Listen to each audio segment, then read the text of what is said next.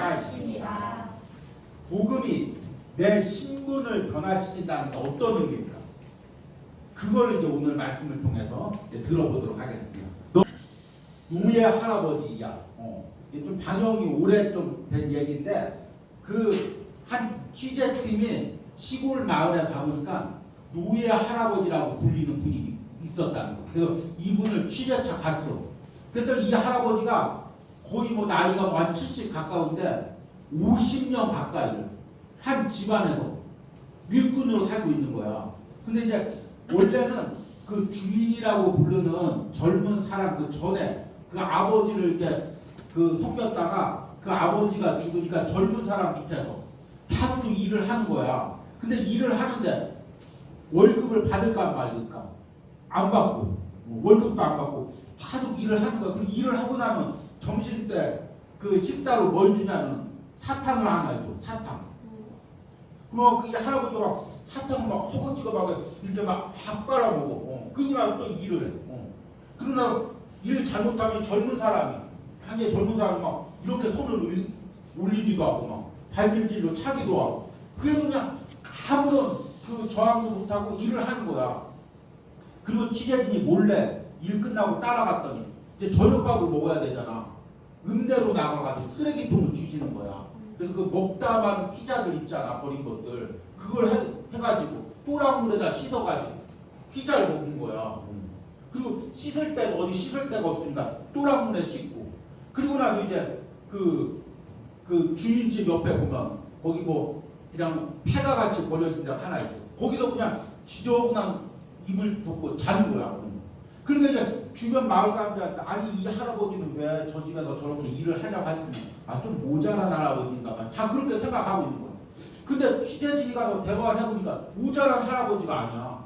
멀쩡한 할아버지야. 그리고 이 할아버지 밑으로 노인 국가에서 나오는 그 노인 수당도 꼬박꼬박 나오는 거야. 근데 그 수당은 누가 가져가? 그 주인이라고 불리는 젊은 사람이 다 가져가는 거야. 그래가지고 이제 이 취재진들이 찾아갔어. 할아버지한테 찾아갔어. 그리고 막 할아버지가 이제 계속 이렇게 살고 건강도 막 많이 안 좋고 그래 할아버지 이렇게 사시지 마시고 제가 좋은 요양원도 알아보고 알아줄 테고 그리고 할아버지 그 명의로 나오는 연금들도 있으니까 그걸 가지고 노후에 깨끗한 데서 행복하게 사세요. 그렇게 권했어. 근데 이 할아버지가 그 권유를 들을까 안 들을까? 안 들어. 자기는 그냥 이렇게 살겠다는 거야. 근데 한참 설득을 했어. 설득을 했더니 이제 할아버지 사실 몸이 아프시죠? 할아버지 사실 힘드시죠? 얘기할 때 이제 할아버지가 그때서야 마음의 문을 여는 거야. 그러고 나서 이제 얘기를 하는 거야. 그러면 할아버지 제가 좋은 곳으로 알아봐 드릴까요? 그런데 이 할아버지가 뭐라고 대답했을까? 네라고 대답을 한 거야. 그러니까 이 사람들이 주변 사람들이 이 할아버지를 아무리 좋은 곳으로 옮기고 싶어도 이 할아버지가 하나의 인격체이기 때문에 이 할아버지가 거부하는 이상 마음대로 억지로 옮길 수는 없어. 그치? 내가 여기서 노예로 살고 싶다고 하는데 누가 뭐 어떡하겠어. 그치? 근데 이제 할아버지가 자기 자유의지로 그렇게 해달라고 얘기를 해서 이 할아버지가 이제 요양시설로 옮겨가지고 헤어졌던 친척들도 만나고 그래가지고 이제 그 후에 조금 이제 삶이 이제 행복해지고 여러 가지 병치료도 받고 건강도 회복되고 그랬다는 이제 목사님 그 영상을 예전에 봤던 기억이 있어. 근데 이 할아버지는 왜 노예로 살았을까? 왜 노예로 살았을까? 자기가 노예로 사는 게 당연하다고 생각한 거야. 다른 삶을 꿈꿔보질 않은 거야. 그게 익숙한 거야. 뭐 남들은 어떻게 저렇게 노예로 사나 어떻게 힘들게 사나 하는데 한 10년, 20년, 30년 노예로 살면 그 노예로 사는 게 당연하게 느껴지는 거야. 그리고 다른 삶이 어색해. 다르게 사는 게 많이 두려워. 그런데 목사님 이 이야기를 왜 하냐면 우리들도 마찬가지야. 우리들도 사실은 우리가 하나님의 자녀란 말을 자꾸 듣잖아. 그리스도 안에서 사로워질 수 있다고 이야기하잖아. 새로운 사명이 있다고 이야기하잖아. 그런데 우리는 사실 세상에서 사는 게 더 좋아.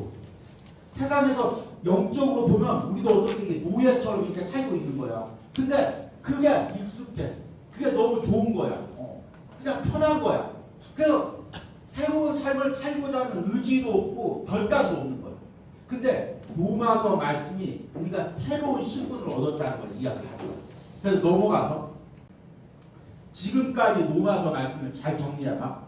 복음은 하나님의 능력입니다. 첫 번째가. 그래서 로마서 1장 1절에서 17절까지 복음에는 하나님의 의가 나타나서 믿음에서 믿음으로 이르게 하나니, 그 말씀을 암송하면서 복음이 하나님의 능력이고, 왜 하나님의 능력인지를 로마서 2장 18절에서 3장 20절까지 이방인의 죄 그리고 유대인의 죄에 대해서 이야기 들었고, 그 다음에 세 번째는 그 유대인들의 자기 율법을 지켰다는 의를 이야기하면서 복음이 자기 의를 깨뜨린다는 말씀을 들었고, 그 다음에 자기 의를 깨뜨린 다음에 복음이 하나님의 의를 드러냅니다 라는 이제 주제로 말씀을 들었고, 지난주에는 로마서 4장을 통해서 아브라함의 믿음을 통해서 믿음이 어떻게 세워지는지에 대한 말씀을 들었습니다.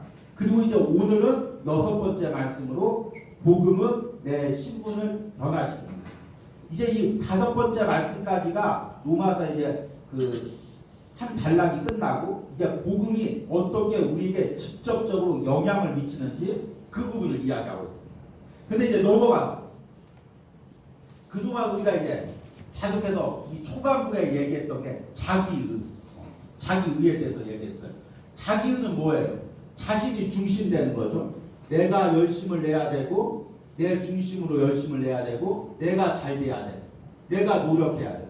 모든 초점이 나한테 맞춰져 있어서 내가 조금 성공하고 잘하면 교만해하고, 내가 조금 실패하고 좌절하면 낙담해하고, 그런 것이 이제 자기의라고 하고, 이 자기의에 반대되는 것이 하나님의 의고, 내가 어떤 상황에 있든지 그것과 상관없이 하나님이 예수님을 통해서 부어주신 의가 하나님의 의고, 모든 초점이 하나님께 맞춰지고, 내가 연약하고 내가 부족할지라도 그 하나님의 의를 덧입고 날마다 하나님께 나가는 하나님의 의라고 말씀을 드렸습니다. 그런데 여기까지 말씀을 듣고 나서 우리 청년들 중에서 의문이 생기는 청년들이 있어요. 아니 목사님, 그러면 자기 의가 왜 나쁩니까? 자기 의를 자꾸 깨뜨려야 된다고 목사님이 얘기를 하는데 자기 의가 왜 나쁩니까? 자기가 노력하는 게 왜 나쁠까요? 노력해야 발전이 있는 거 아닙니까? 노력 안 하면 어떻게 해요? 다 노력해서 자기 발전이 있고, 그리고 세상에 믿을 사람이 누가 있어요? 나를 믿고 살아야죠. 그렇게 얘기할 수가 있어. 그렇지? 그게 요즘 세상에서 많이 나오는 그런 가치관이기 때문에. 근데 자기가 왜 나쁠까? 자기 의 안에 뭐가 있냐면 인간의 죄성이 있어요. 인간의 죄성이 있는 거야. 그리고 그 죄가 나를 사로잡아가는 거야. 그래서 그 죄가 계속해서 마치 쇠사슬처럼 내 발목을 묶고 있는 거야. 그리고 계속해서 노예 할아버지 일 시키듯이 계속해서 나를 세상에서 일을 시켜. 야, 너는 성공해야 돼. 너는 높이 올라가야 돼. 너 돈 많이 벌어야 돼. 너 쾌락해야 돼. 그러려면 너 열심히 살아야 돼. 너 쉴 틈 없이 열심히 살아야 돼. 남하고 경쟁해서 뒤지면 안 돼. 너 계속해서 앞으로 달려가야 돼. 쉴 새 없이 자기 의가, 자기 노력이 계속해서 나를 족쇄처럼 물고 들어가서 죽을 때까지 나를 끌고 다니는 거예요. 그래서 사실은 자기 의 때문에, 자기 노력 때문에 세상에서 성공도 하고 세상에서 잘 먹고 행복해질 것 같지만 사실은 그 자기 의가 나를 속이는 거예요. 계속해서 나를 막 쉴 틈 없이 몰아붙이고 채찍질하면서 결국에는 파멸로 인도하는 것이 자기 의라는 거예요. 그 이야기를 하고 있는 것이 왜 그렇게 됐는지를 이야기하고 있는 것이 로마서 5장이에요. 그래서 로마서 5장, 6장, 7장, 8장부터는 실질적으로 복음이 어떻게 자기 의를 깨뜨리고 하나님의 의가 나타나고 복음이 실질적으로 우리 삶에 어떤 영향력과 변화를 주는지 그 부분을 이야기하고 있어요. 그래서 이제 오늘 넘어가면 인간의 상태가 있어요. 여러 번 목사님이 얘기했기 때문에 좀 이해가 될 거예요. 타락 전에 하나님께서 아담과 하와를 창조하셨을 때 아담과 하와의 마음에 뭐가 있었냐면 하나님 중심적인 마음이 있었어요. 그래서 우리 청년들한테 목사님이 설교할 때 항상 하나님 중심적으로 살아야 된다, 하나님께 영광 돌리는 삶을 살아야 된다 얘기를 하지만 아담과 하와가 창조됐을 때는 굳이 그런 말을 할 필요가 없어. 왜냐하면 그 마음 중심에 그냥 하나님 중심적인 마음 그냥 자리 잡고 있는 거야. 그래서 내가 내 삶으로 하나님께 영광 돌려야지. 뭘 행동해도 이렇게 하면 하나님이 기뻐하실까? 내가 이렇게 말하면 하나님이 기뻐하실까? 모든 생각과 초점에 하나님 중심이 들어가 있어. 여러분들이 그 연애해 보면 알잖아. 안 해봤어? 연애해 보면 모든 초점이 상대방한테 이렇게 맞춰져 있잖아. 목사님이 예전에 이제 어렸을 때 연애에 대해서 잘 몰랐을 때 우리 형이 이제 연애를 하고 결혼을 했어. 결혼을 했는데 같이 이제 밖에서 이제 만나서 식사를 했어. 근데 갑자기 이제 아내한테 전화가 왔어. 뭐해? 동생이랑 식사해. 그래 얘기해. 얼른 들어가야지. 알았어, 얼른 들어갈게. 딱 끊어. 야, 빨리 집에 들어가야 돼. 아, 왜? 그래, 형수가 찾는데. 그래, 그럼 얼른 들어가자고. 근데 뛰어가. 아니, 내가 그래도 아니 뛰어갈 필요는 없잖아. 아니 뛰어가야 돼. 뛰어가야 돼. 얼른 자기가 얼른 뛰어가야 돼. 근데 그 마음을 이해를 못했어. 근데 이제 결혼해보니까 그 모든 초점이 아내하고 남편에 맞춰 있는 거야. 그래서 여러분들 이제 결혼하면 아내 전화 받으면 뛰어가야 돼. 그렇게 그 아담과 하와의 마음이 초점이 하나님께 맡겨 있는 거야. 하나님 부르면 뛰어가는 거야. 빨리 가고 싶어서 그 마음이 있는 거야. 그런데 타락했을 때 하와가 왜 선악과를 먹었을까? 하나님처럼 되려. 그리고 나서 아담도 같이 선악과를 먹었어. 그래서 타락 후에 인간의 마음에는 하나님 중심 대신 마음 대신 자기 중심적인 마음. 내가 성공해야 되고, 내가 높아져야 되고, 내가 인정받아야 되고, 뭘 하든지 타락 전에 아담은 뭘 생각하냐면 이렇게 하면 하나님 기뻐하실까? 이렇게 하면 하나님이 원하시는 길일까? 그걸 생각하는 거야. 그래서 타락 후에 우리 인간의 마음은 뭐냐면 이렇게 하면 내가 성공할 수 있을까? 이렇게 하면 내가 잘 될 수 있을까? 이렇게 하면 내가 쾌락을 누릴 수 있을까? 모든 초점이 자기에게 맞춰져 있어. 이게 우리 타락한 인간의 마음이야. 근데 사실은 사탄이 하와에게 선악과를 먹으면 하나님처럼 된다고 얘기했어. 근데 선악과를 먹고 하나님처럼 됐을까 안 됐을까? 안 됐지. 그럼 사탄이 한 말은 뭐야? 속이는 말이지. 거짓이지. 근데 이 자기 중심성 안에 있는 게 바로 그 속이는 거야. 거짓이야. 계속해서 내 안에서 얘기를 해. 야, 네가 노력하면 너 잘 될 수가 있어. 이렇게 노력하고 너만을 위해서 살면 너 성공할 수가 있어. 너 이렇게 너만을 위해서 계속 달리다 보면 행복해질 수가 있어. 그런데 결국에 거기에는 속이는 말이 돼 있어. 그래서 계속해서 자기만을 위해서 살수록 더 피폐해지고 자기만을 살수록 더 힘들어지고 자기가 더욱더 망가지고 그리고 결국에는 지옥 가는 운명으로 빠지는 게 그게 자기 중심성의 본질이야. 근데 구원을 받은 후에 이제 이 예수님이 십자가에서 이 자기 중심성을 그 육신으로 오셔서 십자가에서 못 박고 깨뜨렸어. 승리하셨어. 그래서 예수님을 믿으면 우리 안에 성령이 오셔서 그 자기 중심성이 깨지고 타락 전에 가졌던 하나님의 중심적인 마음이 회복돼. 그런데 문제는 뭐냐면 이 타락 전하고 타락 구원받은 후에 차이가 뭐냐면 여전히 내 안에 뭐가 남아있냐면 자기 중심성이 남아있어. 이걸 갖다가 하나님 중심적인 마음을 새 자기라고도 하고 그리고 자기 중심적인 마음을 옛자기라고 하고 그 하나님 중심적인 마음을 그 영으로 사는 사람 또 자기 중심적으로 사는 마음을 육으로 사는 사람 성경에서 이제 여러 가지 이야기해요. 근데 이제 우리 안에는 두 가지 마음이 있는 거예요. 정말 하나님 중심적으로 살고 싶은 마음이 있는가 하면 자기 중심적인 마음이 있어요. 그러니까 유대인들이 처음에 율법을 지킬 때는 율법을 이렇게 지키면 하나님께서 기뻐하시겠지. 그 마음이 있는 거야. 근데 그 안에 교묘하게 숨어있던 자기 중심적인 마음이 그 하나님께 영광 돌리려는 율법을 지켜서 영광 돌리려는 마음을 바꿔버리는 거야. 그래서 나도 모르게 율법을 통해서 내가 높아지고 율법을 통해서 나를 자랑하고 내가 지위가 높아지는 거야. 그러니까 우리가 종교심 안에는 바로 이런 마음이 있는 거야. 우리가 순수하게 하나님을 믿는다고 해도 우리 안에 자기 중심성이 있어. 그래가지고 자꾸 해서 나를 높이고 나를 자랑하려는 마음이 생겨. 봐봐. 하나님의 말씀은 선하지. 그리고 모든 사람이 하나님을 믿고 그 선하게 되려고 노력을 하죠. 근데 왜 교회들마다 어려움이 있고 교회들마다 타락하고 뉴스에 보면은 그 교회에 다니는 사람들이 온갖 악들을 저지른다. 왜냐하면 그 안에 자기 중심성에 의해서 마음이 바뀌어버리는 거예요. 처음에는 순수하게 하나님을 섬기려고 하다가 욕심이 나는 거예요. 그리고 돈을 챙겨서 물질적으로 내가 챙기기도 하고 그거 하나님을 섬기는 일을 통해서 자기 지위를 높이기도 하고 또 성적으로 음탕해져서 하나님을 섬기는 일로 인해서 성적으로 착취하기도 하고 그래서 자기 중심성이 하나님 중심적인 신앙을 변질시켜버리는 거예요. 그러니까 율법으로는 지금 바울이 하는 얘기는 뭐냐면 율법은 나쁜 게 아닌데 율법으로는 이 자기 중심성을 깨뜨려 버릴 수가 없다는 거야. 그런 깨뜨려 버리는 능력이 없다는 거예요. 근데 복음은 뭐냐? 예수님께서 인간의 몸으로 오셔서 십자가에 매달린 거 뭐냐? 우리 인간의 자기 중심성을 깨뜨려 버린 사건이야. 그래서 내 힘이 아니라 예수님을 믿을 때 성령님께서 그 십자가의 사건을 내게 적용해서 내 자기 중심성을 깨뜨려 버리는 능력이 있다. 그래서 복음이 중요한 거야.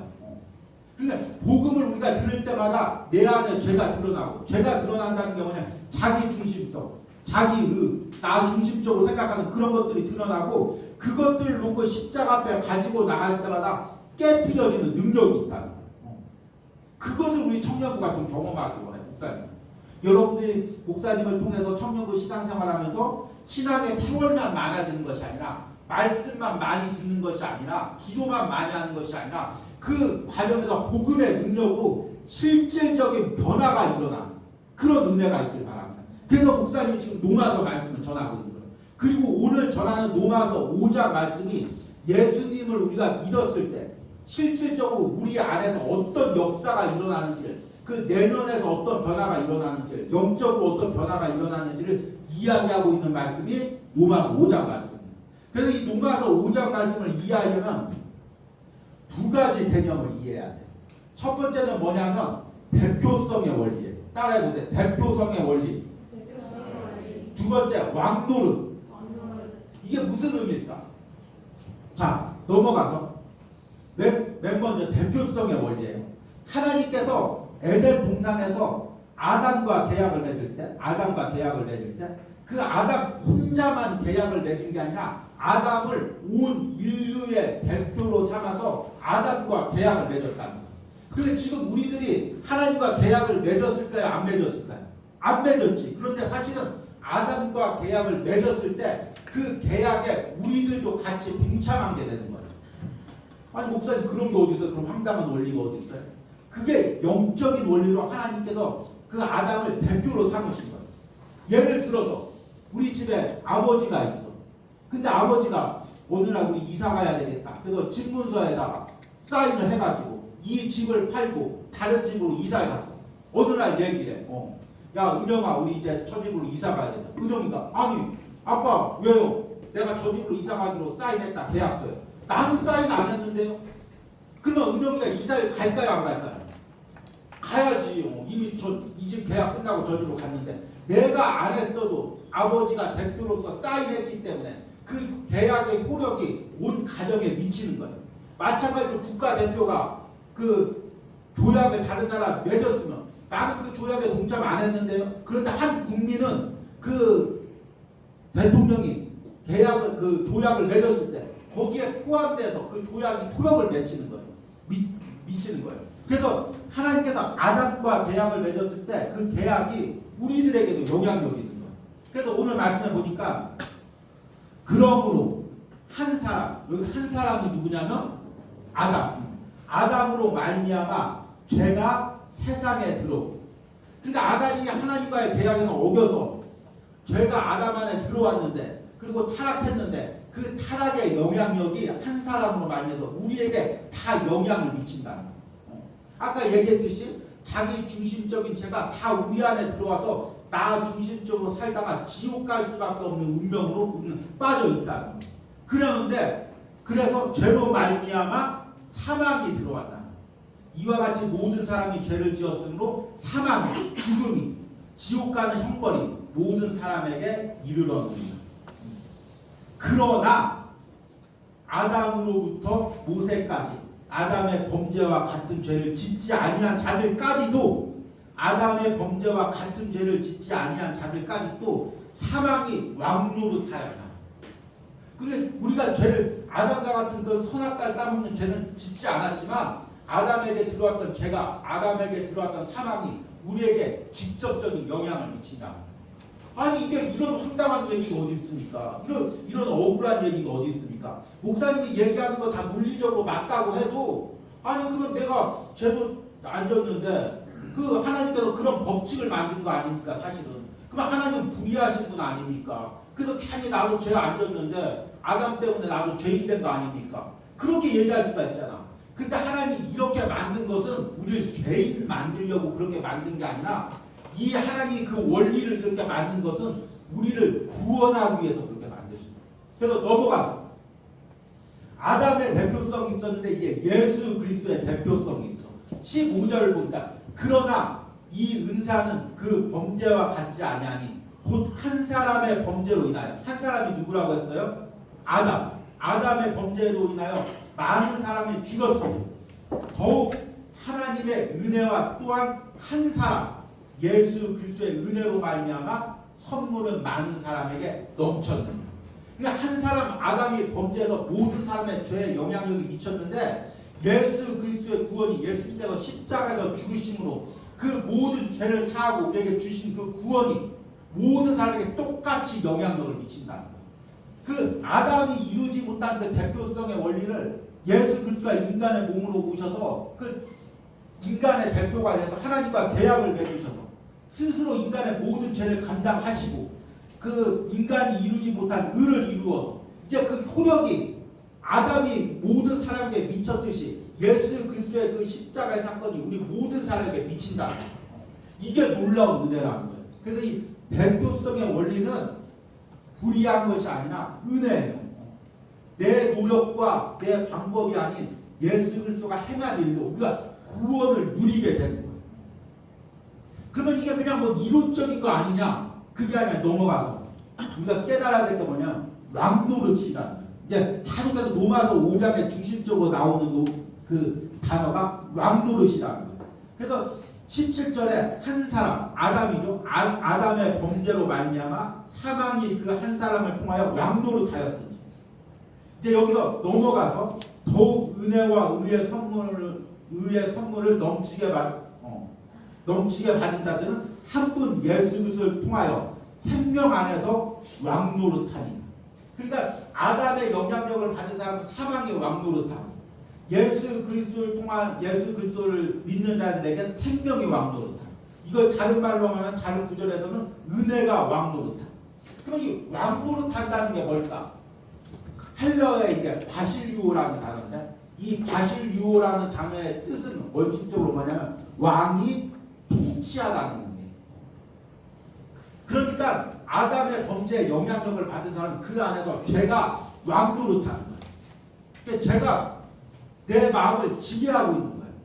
그런데 예수 그리스도를 믿는 사람은 우리 안에 은혜가 왕노릇하는 거예요. 은혜가 지배하는 거예요.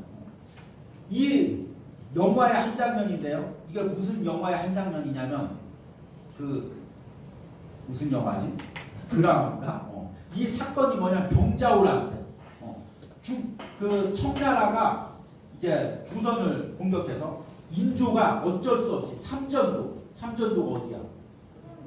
삼전동. 지금의 삼전동이 삼전도야. 몰랐지? 우리 교회 옆에 보면 공원 있지? 다람쥐 공원. 알아? 그 카페 옆에 있는 카페 이름이 뭐지?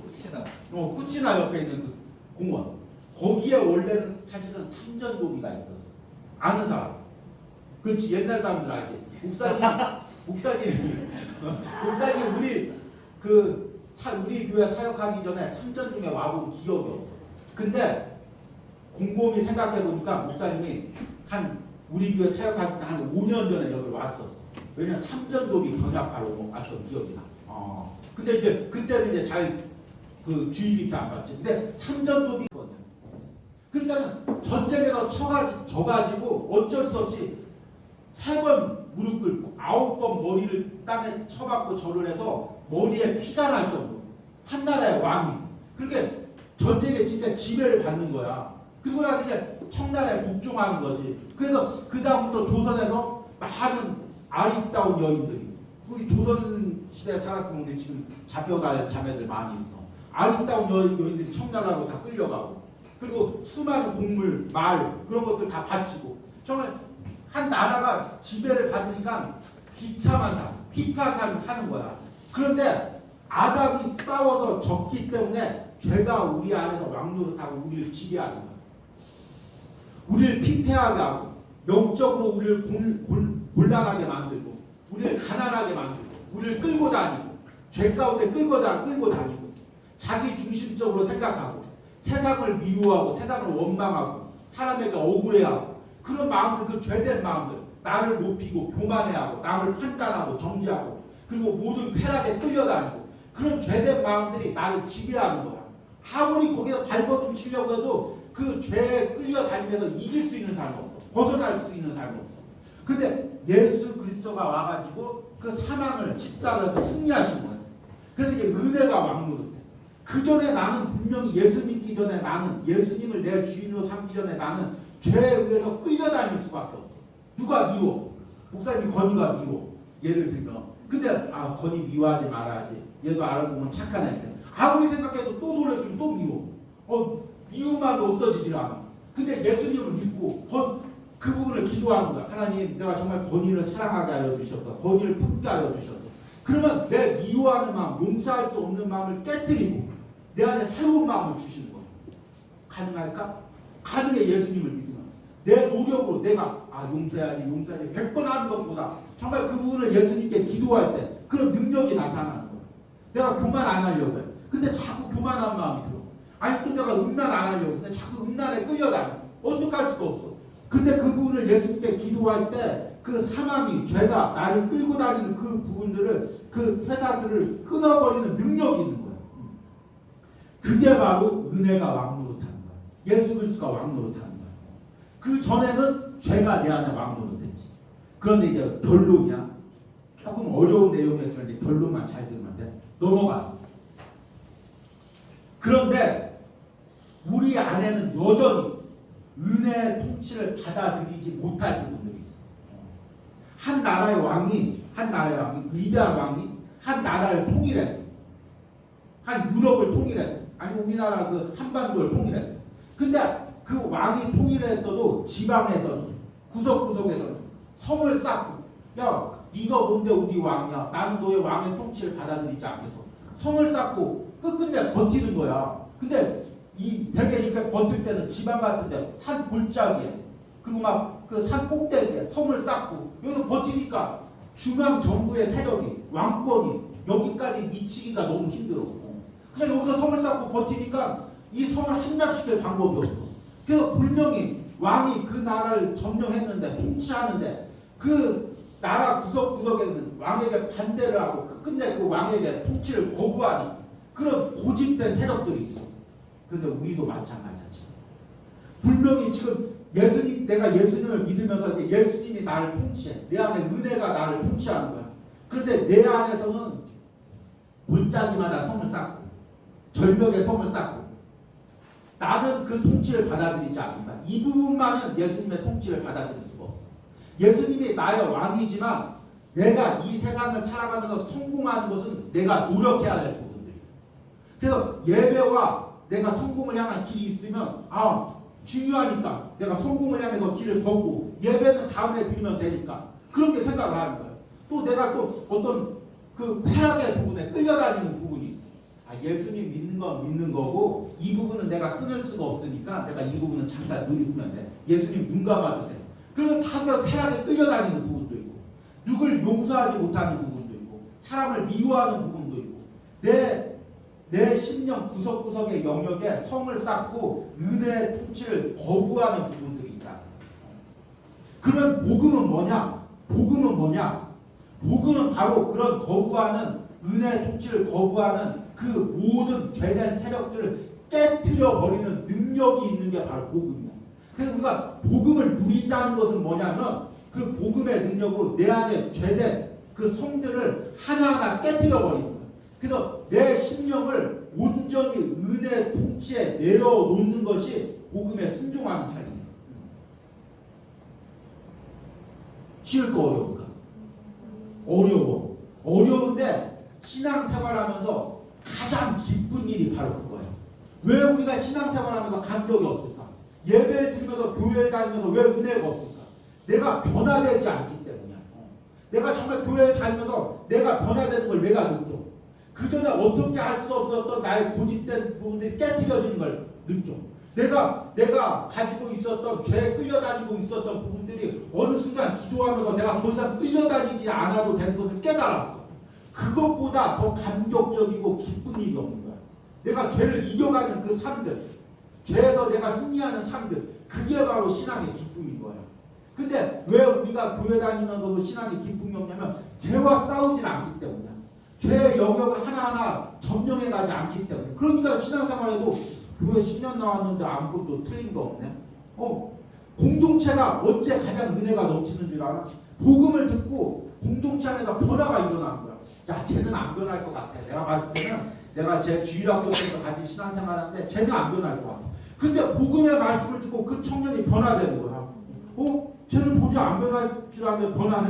야, 정말 복음이 능력이 있구나. 쟤도 변화시키는구나. 우리 공동체도 변화시키는구나. 그 복음의 능력에 감격하고 그 복음의 능력을 깨달을 때 공동체 안에 은혜의 기쁨이 넘치는 거야.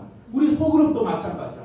야, 우리 소그룹끼리 주일마다 나눠서 모여 대화해봤자 뭐가 뭐 바뀔까? 근데 나눠서 대화하고 서로를 위해서 기도할 때마다 한 영혼 한 영혼이 바뀌는 거야. 한 영혼 한 영혼이 변화되는 거야. 야, 우리의 기도가 능력이 있구나. 우리가 복음을 의지해서 기도할 때 우리의 소그룹이 변화되는구나. 이런 은혜를 경험하는 거야. 목사님 좀 이런 은혜가 우리 공동체 안에 있었으면 좋겠고, 우리 소그룹 안에 있었으면 좋겠고, 우리 개인들 안에 있었으면 좋겠습니다.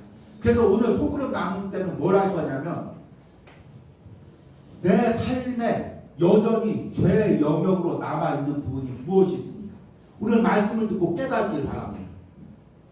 내 삶의 죄의 영역으로 남아있는 부분이 얼마나 있을까? 분명히 지금 예수님께서 내가 예수님을 믿잖아. 예수 그리스도를 내 삶의 주인이라고 고백하잖아. 그러면 지금 내 심령을 통치하시는 분은 누구야? 왕은 누구야? 예수님이지, 그치? 근데 내 삶의 영역에는 아직도 죄의 영역으로 남아있는 부분들이 있어. 이 부분만은 예수님의 통치를 받아들이지 못하겠다. 이 부분만은 내 고집대로 살아야 되겠다. 이 부분만은 내가 세상에 살던 대로 그냥 그대로 살아야 되겠다.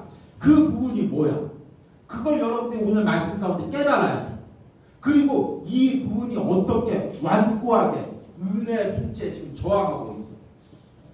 예배 나오기 싫어하고 말씀에 순종하기 싫어하고 분명히 성령님께서 그렇게 하면 안 된다고 이야기하면서도 끝끝내 완고하게 그 통치를 거부하고 있는 부분이 무엇인지 오늘 말씀을 듣고 나는 이 부분을 어떻게 깨뜨리기로 결단하는지 이 부분들을 서로 나누고 서로에서 기도해주는 시간을 가지길 바랍니다. 정말 우리 소그룹 안에서 변화가 일어나길 바랍니다. 영혼들 죄성들이 깨어지는 은혜가 있길 바랍니다. 은혜의 통치가 우리 소그룹과 소그룹원들 지배하는 그런 왕노릇하는 그런 역사가 일어나길 바랍니다. 이 시간에 우리 기도문 한번 적어볼 때 내가 구원받은 하나님의 자녀이지만 여전히 구원받지 못한 죄인처럼 세상에서 죄에 끌려다니고 있는 부분이 무엇이 있습니까? 이 부분을 여러분이 기도문을 적을 때 앞에 이야기한 노예 할아버지 이야기를 한번 떠올려보세요. 노예 할아버지는 분명히 자유인인데 자유한 사람인데 자기가 노예라고 스스로 생각하고 그 젊은 주인한테 그러지 않아도 되는데 젊은 주인을 무서워하고 매맞고 그런 일을 하고 있는 거예요. 근데 우리가 마찬가지야. 분명히 예수 그리스도 안에서 우리 자유한데 우리가 지금 죄에 끌려다니고 있어. 야, 나 이거 안 하면 나 세상에서 어떻게 돼? 나 이거는 해야 돼. 이 쾌락은 내가 누려야 돼. 이거 안 누리면 나 공모해서 어떻게 할 수가 없어. 그렇게 스스로 죄가 야, 너 이거 안 하면 안 돼. 얘기할 때마다 충분히 거부할 수 있는데 노예처럼 끌려다니고 있는 부분들이 있어. 이 부분을 고백하고 이제 내가 모든 죄의 사슬을 끊어버리고 하나님의 자녀로 자유롭고 담대한 삶을 살게 해달라는 기도문을 적어보시기 바랍니다.